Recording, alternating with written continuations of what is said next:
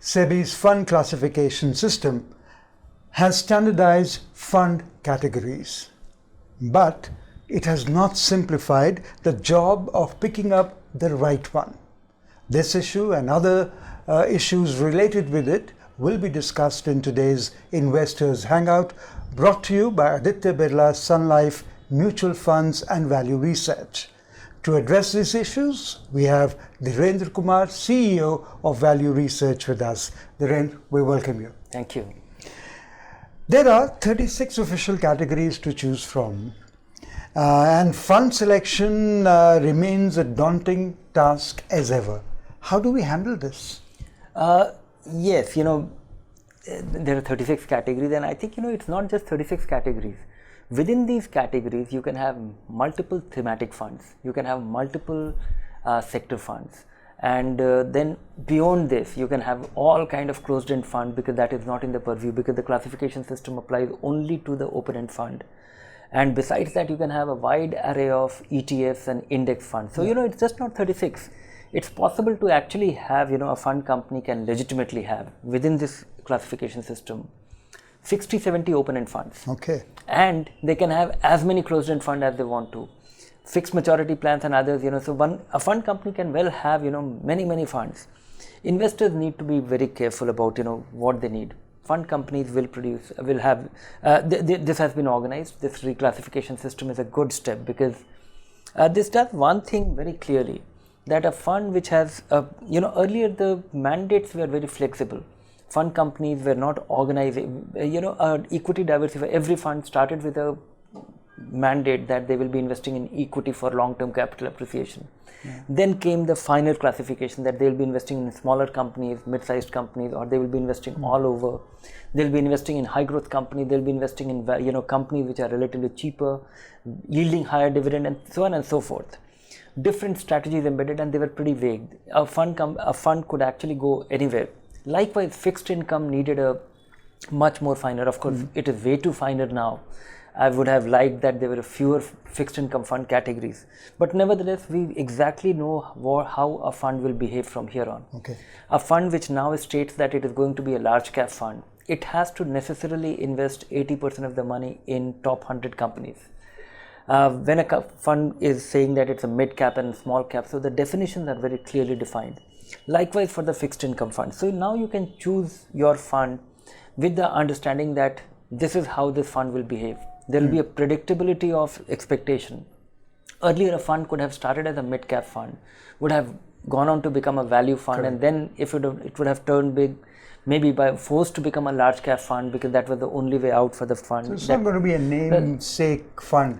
It's going to be something that whatever it is saying, defined. It has to do. So what in computing is said is what you see is what you get. Yeah. What is being said is what you will get at all times. Then comes there are too many kind of funds available in a structured format. Most investors can ignore most, because what you need is a good equity fund, a diversified equity fund for your long-term money. You need, if you're getting started, conservative investor should be considering a balanced fund or a hybrid equity fund. So you can actually now look at 4 or 5 categories that will fulfill most of your needs. Money for few days, consider long-term short liquid fund, and the short duration funds. So 3-4, and for your tax saving needs and long-term investment, just have a set of multi-cap fund, and that will do your job. So if an investor is looking at his needs, 5-6 kind of funds will do all your job. You can do with that, and you can clearly you can well afford to ignore the rest, and you can focus on these 3-4 needs: money for many years, money for conservative investor, and short term and immediate term, short term parking avenue. 5-6 kind of funds will actually do your job, fulfill most of your needs, and rest of them you can safely ignore, and you will not miss out on anything meaningful. Okay, what are the aggressive hybrid funds that you were mentioning a while back? Are they now replacing the balanced funds? Yeah, they are the erstwhile balanced fund. Yes. Balanced funds were actually not balanced for a long time. So, they were 65, 70, 75% into equity. So now they have been renamed as aggressive equity fund. The erstwhile balanced funds are now aggressive hybrid funds. Okay. And there was no large balanced fund category. Now there is a very well defined balanced fund category which is balanced. 50% equity, 50% debt, plus minus 10%. So even a balanced fund will be a good way to start for people, but aggressive hybrid will be a reasonably growth oriented conservative vehicle for your long term investment. All right. So we have tax saving and multi-cap funds if we want to go long term, and we have aggressive hybrid funds if we are the first time investor. And then we have liquid and short duration debt funds if you are wanting to invest for a short period of time. For when you need the money in 3-4 years, predictability of return, you don't want to take any significant downside risk. Fixed income funds are for you. And so these are the 4 funds that we have talked about. What about the other 30 to 32 funds of the categories that are left? Those are meant for active investors, nuanced. No, am I to be confused with these? No, I have been advocating for a long time that most investors should simplify their understanding and their strategy of investing. Keeping it simple helps. And I don't think a normal common investor, individual investor will be compromising on any big opportunity. Once in a while you will have, you have these dynamic funds and the credit risk fund and the arbitrage fund. These are meant for people who are looking at things tactically for the short run. If you're looking at, there are 2 categories which are very clearly specified by SEBI, which is, the solution oriented for investing for children and investing for retirement. But our view at Value Research has been that any investment is meant for retirement if you are actually investing for your retirement. Multi-cap fund is your retirement fund. Any multi-cap fund is a retirement fund. You don't have to necessarily worry about it. This is a classification system which has been done by SEBI to bring some order to the kind of funds that are supplied by the fund industry. But you can well do without it. Any open-end fund where you start investing for retirement or you start investing for your children's needs, that's your children's fund. You don't necessarily need a label for that. Maybe there is a marketing imperative to this, that people, there are a lot of investors who are financially not sophisticated, they don't understand it. Maybe their expectation is that if it's a children's fund, then it's good for children. It may not be. The simple principle that you have to follow is that if your child is too young and you're investing for many, many years, 10 years, 15 years, invest in equity. As you get closer to your goal, move your money to fixed income and do it gradually. All these things should happen gradually. And any fund could be a good fund.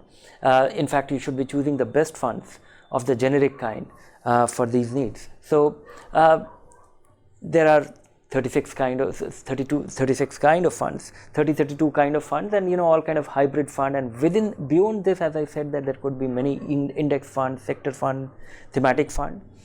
They are meant for people who are trying to dabble on something. When you are looking at an infrastructure fund or a consumer fund or something, it is only violating the principle of the reason why you buy a mutual fund: diversification, instant diversification. It's a compromise on diversification. Unless you find a compelling reason not to get to get after it for a specific expectation or for a specific understanding, you should avoid that.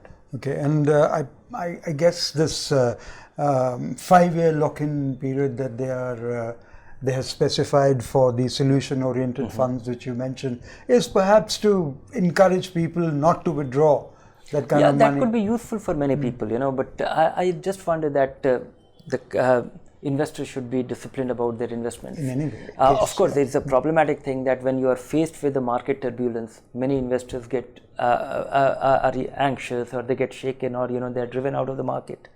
But choosing a good fund, investing regularly for whatever goal, and sticking to that action plan that you have crafted, devised for yourself. That's the simplest and the easiest way of achieving. And then your range of selection, you are able to choose the finest of the lot.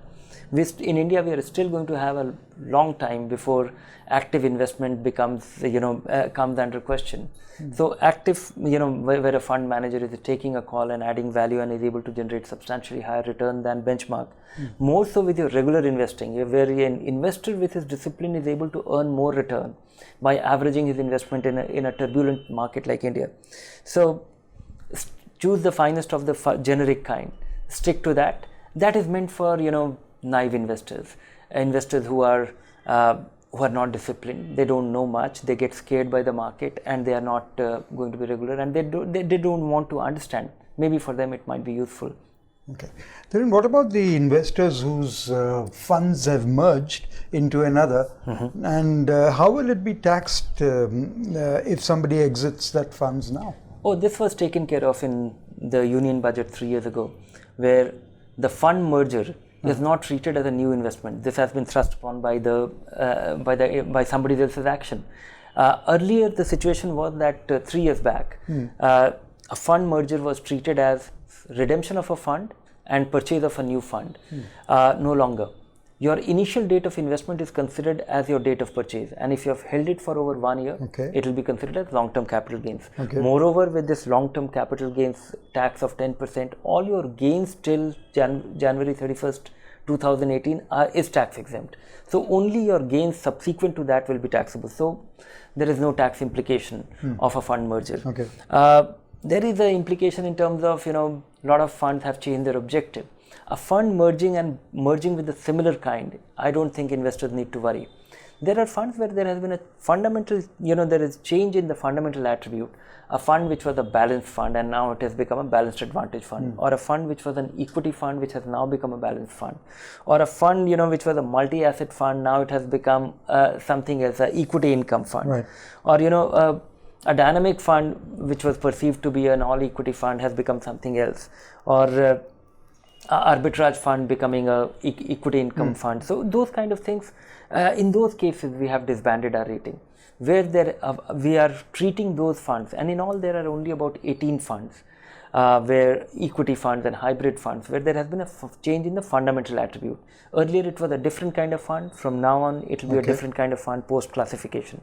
So we are looking at those funds and value research rates those funds only after they have 3-year history of managing with the same mandate. So once they get 3 years older, they will be rated again. So investors will come across a situation that as unrated for 3 years. That is why for now the rating has been disbanded. They are unrated, and they have to now build a history of the way they will be managing the money from here on to be rated again. If you were to tell our viewers about 3-4 points to take care of now that they are investing, of course, let's leave aside that they all have to invest regularly and they have to be disciplined on. But what about these categories? Anything that you want our viewers to know that they need to take care of? No, you don't need to take care of. If you're following all the principles which you think is routine, that invest regularly, invest your long-term money and appropriate kind of fund. Beyond that, there's a good payoff here, that your fund will remain exactly the way it is. When you are investing in a multi-cap fund, it will remain a multi-cap fund. If you have chosen to invest in a small cap fund, it will remain a small cap fund. So don't do much. Devise a plan, be at it, and from here on, expect greater continuity. Earlier there was a problem. A fund which was a large cap fund became a mid cap fund or something. They were very loosely defined. No longer.